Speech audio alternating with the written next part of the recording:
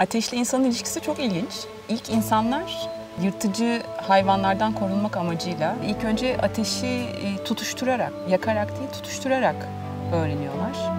Ve de yıldırım düştüğü zaman mesela ancak bir ateşi bulabiliyorlar. Ve o yıldırım düştüğü zaman ortaya çıkan ateşi meşalelerle birbirlerine taşıyorlar. Ve de daha sonra yarasa dışkıları ya da ot, bitkiler gibi kolayca tutuşabilecek malzemelerle taşları ısıtarak ateş yakıyorlar. Ve o güne kadar ağaçlarda yaşayan insanlar ateşi yaktıktan sonra toprağa ayak basarak geceleri av hayatında sürdürdükleri o yoğun macerayı ve yorgunluğu ateş başında nihayet dinlenerek ve ateşin yırtıcı hayvanlara karşı sağladığı güvenliği kullanarak başka bir toplumsal hayat kurmaya başlıyorlar. Ateş aynı zamanda daha birbirine ihtimam gösteren, özen gösteren, birbirini dinleyen ve birbiriyle konuşan bir insan topluluğu da ortaya çıkarıyor. Çünkü o zamana kadar insanlar birbirleriyle yalnızca yırtıcı hayvanlardan korunmak amacıyla ve de avlanmak amacıyla dili kullanıyorlar. Kaç, geliyor gibi. Ama ateşin başında oturmaya başladıktan sonra mesela anneler bebeklerine bakmaya başlıyorlar, yaralar iyileştirilmeye başlanıyor. Dolayısıyla başka bir dil ihtiyacı ortaya çıkıyor. Ve de çok daha da güzel bir hikaye var. Ateşin başında o avdan geldikten sonra toplanan insanlar ateşin sönmemesini sağlayacak olan bir nöbetçi tutuyorlar. Ve bu nöbetçi onlara bütün gün avda ne kadar yorulduklarını, aslında bu doğal yaşamın ne kadar zor bir yaşam olduğunu, fakat bu doğal yaşamın bir o kadar da güzel olduğunu onlara hatırlatan şarkılar ve de hikayeler anlatmaya başlıyor. Mazhar Alanson'un çok güzel bir şarkısı var bununla ilgili. Bir sanatçının şarkısıydı yanılmıyorsam. Orada bunu anlatıyor. Ve ilk sanatçılar bu şekilde ortaya çıkıyor bizim bildiğimiz kadarıyla.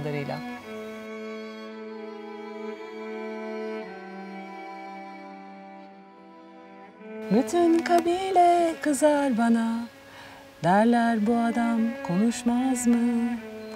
Bu adam hep düşünür mü? Bir kuş ölmüş diye üzülür mü? Yani bir taraftan o yırtıcı kuşlara karşı o vahşi hayatın içinde kendini savunmak zorunda kalan ve bildiğiniz savaşı yaşayan insan bir taraftan da bir kuşun öldüğüne nasıl üzülür diye bir hikaye dinliyor. İyi ki sanatçılar var, iyi ki bize bizim ne olduğumuzu hatırlatıyorlar ve ateş işte bu muhabbeti sağlıyor ki muhabbet Habib kökeninden gelen bir sözcük, aşkla ilgili olan bir şey.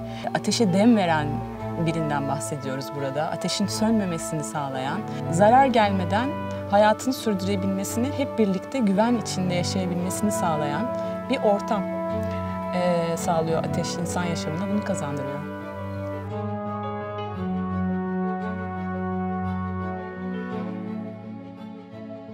Farklı aletler geliştirmeye başlıyor insanoğlu. Çünkü çiğ beslendiği zaman sindirim süresi 4 ila 7 saati bulabiliyor.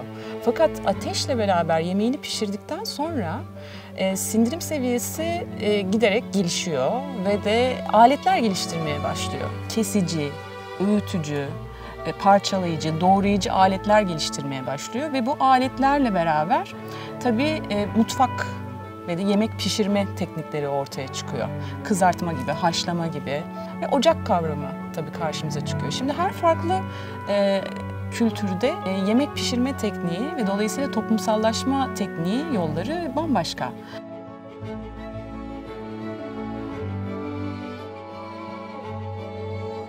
Ocak sözcüğü ilginç bir sözcük gibi geliyor bana. Türkiye'deki yemek kültürünü anlayabilmek için.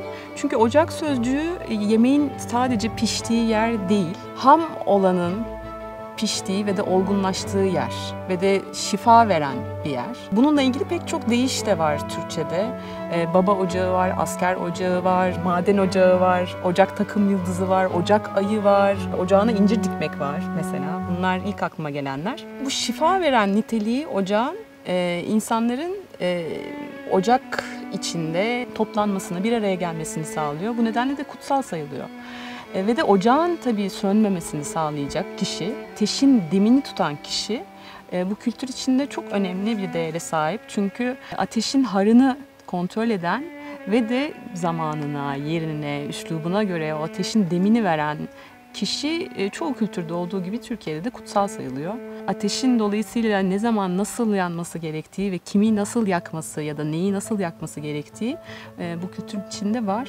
Çünkü bütün bunlar hep ham olanın olgunlaşma süreci olarak değerlendiriliyor Türkiye'de. Zannediyorum bu da Türkiye'yi kavrayabilmek açısından çok önemli bir sözcük yemek kültürümüzde.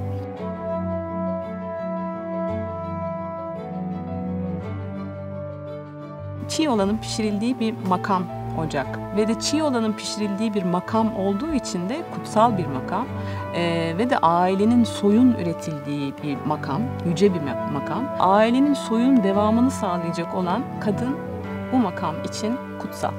Dolayısıyla ocağın sürdürülmesine sağladığı katkı bakımından Türkiye'de yine çok önemli bir yere geldiğimizi düşünüyorum ben. Çünkü Türkiye'de örneğin 2016 yapılmış hane halkı araştırmalarına baktığımız zaman çok ilginç bir veridir. Ailenin bir araya geldiği yegane etkinlik yemek yeme, akşam yemeği. %78.1 oranında Türk hane halkı akşam yemeğinde bir araya geliyor.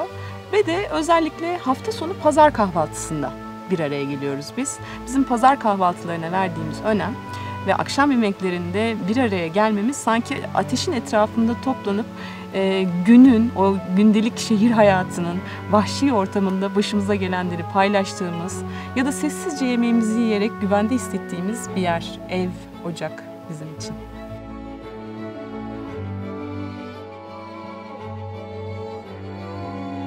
İstanbul gibi bir yerden buraya gelmek benim için eve gelmek gibi bir şey. Çünkü İstanbul gibi koskoca bir megalopolden buraya gelmek bana çok doğal bir ortama gelmişim hissiyatı uyandırdı. Çünkü megalopol demek ucu ucağı nerede bittiği ve nerede başladığı bilinmeyen kent demek. Dolayısıyla evin de nerede başladığı, nerede bittiği bilinmeyen bir ortam demek. Kime nasıl güveneceğimizi, nerede korunaklı hissedebileceğimizi, nerede gerçekten başımıza gelenler ya da hayallerimizle ilgili gerçekten muhabbet edebileceğimizi bilmediğimiz bir alandan buraya gelip bunları konuşabilmenin keyfini yaşamak gibi bir şey benim için buraya gelmek.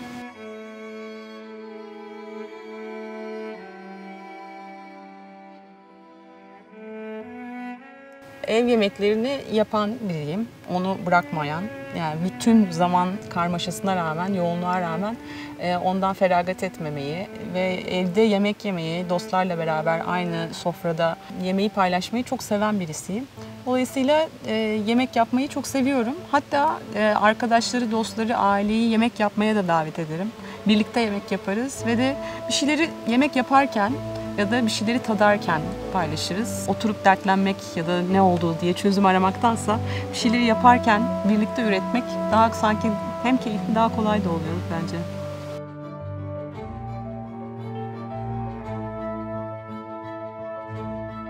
Fırsat buldukça Burgazada'ya giderdik. Fakat Burgazada'ya gidenlerin sayısı çoğalınca hafta arası gitmeye başladık. Her zaman adaya gittiğim zaman bambaşka bir yere gelmiş gibi oluyorum. Orada doğanın içinde güneşin batışı, kuşların sesi, ağaçların hışırtısı kente hem çok yakın hem de çok uzağa gitmişim hissi veriyor. Vapura binmek bile aynı hissi uyandırabiliyor zaman zaman insanın hayatında.